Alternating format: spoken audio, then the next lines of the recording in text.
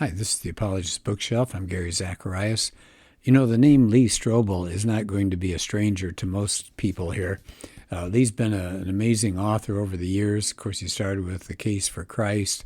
He has The Case for Faith. By the way, that continues to be one of my favorite books, The Case for Faith. He deals with that one with something like 10 objections to Christianity, and he goes to different professors and writers. And that's a great book. He's got The Case for a Creator. Actually, that one's wonderful, too, if you like science. The Case for Grace. I like that, too. Anyway, so Lee Strobel has a book out. Came out in, I think, 2018, and I just haven't talked about it yet, so I want to get into it. It's called The Case for Miracles. Subtitle, A Journalist Investigates Evidence for the Supernatural. And in case you don't know the kinds of chapters and things that he's covering, let me just go over that with you quickly here before we get into the chapters I've chosen. So the first one is, which I think is really interesting, he starts with the case against miracles, and he interviews a very famous atheist, Dr. Michael Shermer. By the way, if you ever see him listed in a YouTube video or whatever, just know that he's not going to cause your blood pressure to boil over. He's not one of these angry atheists. He's a very kind person, very well thought of in the community, and seems like a nice guy. So the first part of the book is the case against miracles, and Strobel interviews Shermer. And then he does the case for miracles. Then he's got a section, the science, dreams, and visions. And we'll get to that one. That's what I want to focus on. He's got another part called the most spectacular miracles. And I think he's got three really good sections there. One is the astonishing miracle of creation. And he interviews Mike Strauss. And we've had Mike Strauss do a Zoom call at our church. And he's a really good physicist. He has another spectacular miracle, our miraculous universe and planet, and the miracle of the resurrection. And then the last section is called Difficulties with Miracles, and I really like how it ends up. The last chapter, an interview with Doug Grotice, it's called When Miracles Don't Happen. And Doug's got just a heart-wrenching story of his wife. So anyway, that's a wonderful book. He starts off with some quotes from people who believe and don't believe in miracles. For example, Richard Dawkins, events that we commonly call miracles are not supernatural, but are part of a spectrum of more or less improbable natural events. A miracle, in other words, if it occurs at all, is a tremendous stroke of luck. Thomas Edison, right, famous inventor. My guide must be my reason, and at the thought of miracles, my reason is rebellious. Personally, I do not believe that Christ laid claim to doing miracles or asserted that he had miraculous powers. There is no supernatural. Man, I think that's really sad to think about that. But anyway, let me pick up on chapter 7, because I like this one especially. It's an interview with Dr. Candy Gunther Brown. We'll get to that in just a minute. And so remember, he started this book by talking to Shermer. And so Michael Shermer told Lee, that's not good for your side, Lee. And what he was talking about there was a scientific analysis of prayer's impact on the recovery of cardiac bypass patients. Now, it was conducted by the founder of Harvard Medical School's Mind and Body Medical Institute, and it was known as STEP, S-T-E-P, that scientific analysis stands for the study of the therapeutic effects of intercessory prayer. It took it took 10 years. It was a long research, and it seemed to have very impressive credentials. It was supposed to have a randomized, double-blind, controlled trial. It was supposed to be the gold standard, cost over $2 million. It was published in the peer-reviewed American Heart Journal. Now, why is Michael Shermer chuckling over this? Because the results were kind of deflating. If you expect confirmation of prayer doing wonderful things, here's the study's conclusion, one sentence. Prayer recipients fared no better than those who weren't prayed for. Shermer said 0, nothing. He says that's the best prayer study we have. He said there's really no evidence for the miraculous. So obviously what he wants to do is go find out about this thing. So Strobel interviews Candy Gunther Brown, Ph.D. Now, who is she? She earned her undergraduate degree, summa cum laude, master's degree, and doctorate at Harvard. Have you heard of Harvard? Yeah, so she's no slouch. She's a professor of religious studies at the sprawling Indiana University. It's got 48,000 students, by the way. Wow. And she says she wants to maintain academic neutrality. She takes a non-sectarian approach to religious studies. Here's what she says. I do not assume the existence or non-existence of a deity or other suprahuman forces. What I argue is that people's religious beliefs often have real-world effects that can be studied empirically. And so she's got books like Testing Prayer, The Healing Gods, and a couple of others, I think. So why Strobel wanted to talk to her, obviously, was, well, what about this big study that looked at intercessory prayer and healing and that it didn't come up with anything? So he sits down with her. And let me get to that, the effects of this. So I asked Brown for her opinion of that STEP project that Shermer had cited. Remember, that study said there's no impact. It didn't make a bit of difference among all these people studied over all these years. Didn't make any difference if anybody prayed over them. Well, she starts off, let me start by saying that there have been gold standard studies before and after this one, the STEP one, that reached the opposite conclusion, that the group receiving prayer had better outcomes. So Strobel, playing the everyman like us, he said, really? Can you give me some examples? So she says, yeah, the one was by Dr. Randolph Bird, published in 1988 in a peer-reviewed medical journal. And again, it took 400 people, and it said born-again Christians, both Catholics and Protestants, were given a patient's first name and what their condition was and the diagnosis, and they were instructed to pray to the Judeo-Christian God for a rapid recovery and no complications, no death, and things like that. Well, what were the results? Lee Strobel asked. Well, patients, she said, in the prayer group had less congestive heart failure, fewer cardiac arrests, fewer episodes of pneumonia, were less often intubated and ventilated, and needed less diuretic and antibiotic therapy. Strobel says, well, do you think the study was scientifically sound? She says, yes. And Strobel says, well, what was the reaction when it came out? She said, well, the journal it was published in got all sorts of flack from readers who didn't like prayer being studied this way. She said, then they did another study about a decade or so later. Remember, that one was 1988. So in the late 90s, there was another study by Dr. William Harris, and that was published in another journal called the Archives of Internal Medicine. She said, well, that was also called a gold standard. This time they took 1,000 coronary patients, and half of them received prayer and half didn't. And by the way, wouldn't you hate to find out later that you were in the half that didn't get the help? Anyway, so half got prayer, half didn't. And again, the outcome was the group that received prayer had better outcomes than the control group. Okay, so Lee Strobel says, let me get this straight. These studies have affirmed that recipients of prayer had better outcomes than those that didn't get prayer? She said, that's right. So now Strobel says, I'm confused. Why do you think that STEP analysis, why'd that get such a different conclusion? She says, oh, this is where it gets very interesting. She said they had very few Protestants recruited, and they came from a place called Lee's Summit, Missouri, and it was a group called Silent Unity. And so Lee Strobel said, what? Wait a minute. Unity isn't genuinely Christian, is it? And she said, well, they claim to be Christian. Their full name is the Unity School of Christianity. But she said, I agree, many Christian scholars wouldn't give them that label. They trace themselves back to what they call the New Thought movement in the 19th century.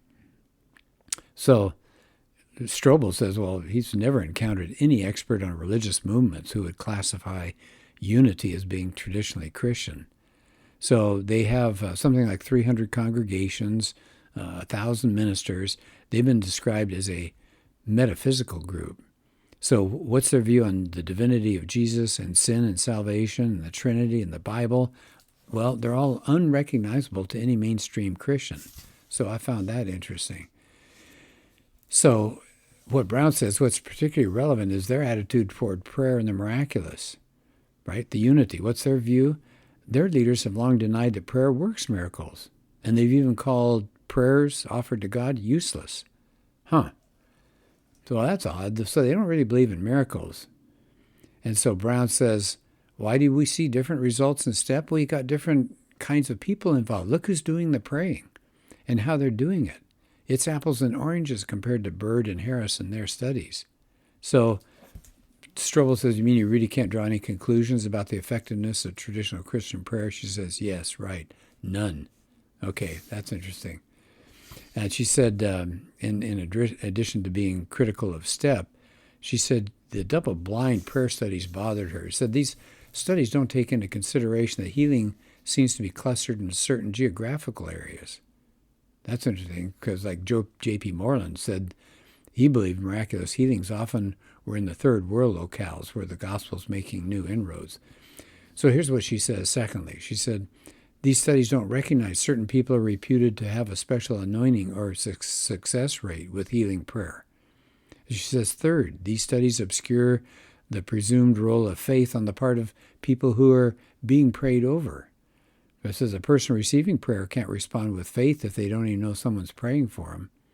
So Strobel says, oh, so you're saying these studies don't reflect the way prayer is actually practiced, especially among Pentecostals and charismatics who emphasize healing prayer. She said, that's right. She said, these are what you would call distant intercessory prayers. So somebody gets, some intercessor is given a first name. They don't know that person. They're told to pray. But when Pentecostals, she says, actually pray, they get up close to somebody they know they actually come in physical contact and they empathize. That's called proximal intercessory prayer. That's very different. So Strobel, of course, said, well, okay, that's interesting. So that close-up intercessory prayer, have there been any studies that looked at that kind of personal praying? And she said, yeah, there's a man named Dale Matthews and a team. They did a study of intercessory prayer on people who had rheumatoid arthritis, and that was in another medical journal in the year 2000. She said they found no effects for distant intercessory prayer. Okay, that's what STEP did. However, she said they did find patients experienced statistically significant improvement when there were direct contact prayers. So even over patients who got just medical treatment. And so Strobel said, well, how'd that work out? And she said over a 3-day period, subjects received 6 hours of interperson prayer, another 6 hours of group instruction on the theology of healing prayer. And said, I thought that was interesting. So she said she was curious enough about prayer herself, Brown. So she wanted to go to one of these places that reported a cluster of healing. So she and her team flew to Mozambique, where there are all sorts of reports of miracles. Now that's a nation on the southeast coast of Africa, really poor. They had a terrible civil war from 1977 to 1992. About half the country is Christian. About almost 20% are Muslims, and the rest don't claim any religion at all. So she said she wanted to go there because it fit 4 characteristics that people have said are shared by places where there are outbreaks of the supernatural. So here are the 4 characteristics that allowed her to choose Mozambique. 1, illiteracy. Miracles show God's power without language. Number 2, people don't have a framework in their culture for theological concepts like sin and salvation. So miracles demand attention, even if you don't yet grasp the nature of your problem and God's redemption. 3rd, there's limited medical care. See, that makes miracles look like the only recourse for the poor people who are afflicted. And number 4, in nations like this, the spirit world is very real, and they see a conflict of spiritual power. So miracles demonstrate God's power. So she said she focused, her team worked with charismatic missionaries there. She said there were 24 people when she was there who received prayer. She said after prayer, we found highly significant improvements in hearing and statistically significant improvements in vision. She said some of the results were quite dramatic. And Strobel says, well, do you have an example? She said, yeah, we had 2 subjects whose hearing thresholds were reduced by more than 50 decibels. That's a large reduction. In other words, they could hear that much better. She said significant visual improvements were measured across the group that was tested for eyesight, 10-fold. Yeah, and she gave an example. Here's just one example. person's name is Martine. She's an elderly, blind, and deaf woman. Before prayer, she had no response at even 100 decibels in either ear. I mean, that's like firecrackers going off. She couldn't hear a jackhammer. After prayer, she responded at 75 decibels in her right ear and 40 decibels in her left ear. She could make out conversations. Now remember, she was blind as well. So after a second prayer, her eyesight was 2400. I mean, that's terrible. It went to 2080 on the vision chart. So she was legally blind first, but then she could see objects much, much better. So Brown said the recipients, as they were prayed over, often reported feeling heat, cold, and even a tingling and itching. So she got that published in a peer-reviewed journal as well. And the team with Brown also went to Brazil. So they went to another country to check to see if they get similar results. Yes, they did. Again, sight and hearing were improved after hands-on prayer. Remember, that's that close-up proximity intercessory prayer. So hands-on prayer were offered in Jesus' name. So here's an example. In Sao Paulo, Brazil, a 48-year-old woman named Julia. She could not see details on faces or read without glasses. After prayer, she could do both, Brown said. How about this? A 38-year-old woman could not count fingers from 9 feet away. When she opened her eyes after prayer, she could read the name tag of the person who had been praying for her. Well, so Lee, playing kind of the, the cynic or the critic, said, well, could the results be due to suggestion or kind of hypnosis? And she says, no, not likely. A 2004 review article summarized the results of suggestion and hypnosis studies by saying they failed to demonstrate any significant improvements in vision or hearing. So Strobel says, well, what's your conclusion? Brown says, our study shows that something is going on with Pentecostal and charismatic proximal intercessory prayer. She said, this is way more than wishful thinking. It's not fakery. It's not fraud. She says, it's not a televangelist trying to get people to send their money in. It's not like a highly charged atmosphere and people are all wound up emotionally. She said, something is going on and it warrants further investigation. Well, her husband, Joshua, is doing the same thing. He's getting something started called the Global Medical Research Institute, and they're going to also investigate claims of miraculous healings. So Strobel ends the chapter by saying, in the meantime, her work and her analysis have already undermined Schirmer's claim that when research is conducted scientifically, it shows zero evidence for the miraculous. Remember, that's what Schirmer was saying. And Strobel says quite the opposite seems to be true. The evidence is actually good for the Christian side. So I will leave it at that point. Again, this book is called The Case for Miracles. Lee Strobel's the author. I tell you, anything he writes is really, really good. He's really hit upon something, hasn't he? He's a journalist. That was his training. So he becomes a journalist. He goes to people who know way more than he does.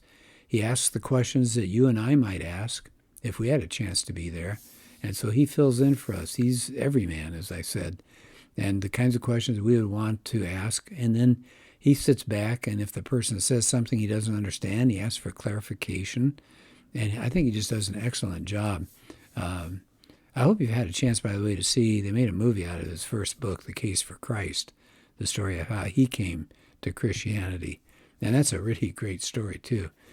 So if you have a chance, good book and pretty easy to read. It's typical Lee Strobel. It's not heavy and difficult to wrap your mind around, but it's a good book. Well, I appreciate you being part of our podcast, and we'll do another one soon. Take care. I hope you're having a good day.